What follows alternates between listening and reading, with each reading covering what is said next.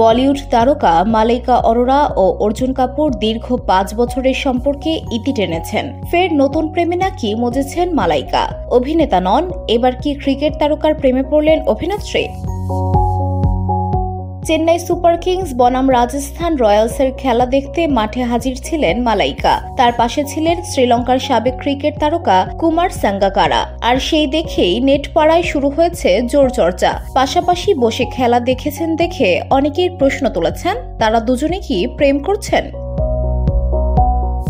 মালাইকা রাজস্থান রয়্যালসকে সমর্থন করতে মাঠে এসেছিলেন। তার পরনে ছিল সেই দলেরই জার্সি। তার সঙ্গে ছিলেন এই দলের সাবেক হেড কোচ এবং বর্তমানে সেই দলের director of cricket Kumar Sangakkara. দুজনকে একসঙ্গে দেখে গুঞ্জন উঠেছে নেট পাড়ায়।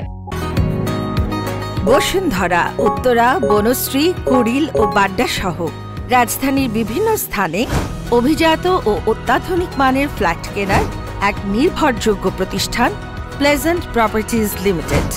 তাই আপনার স্বপ্নের আবাসনের জন্য আজই যোগাযোগ করুন। Pleasant properties limited, where destiny matches eventually।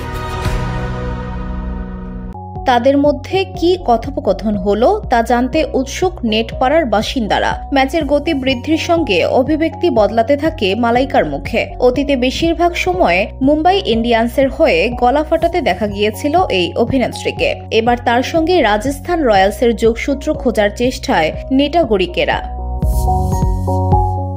VOD Bangla news desk.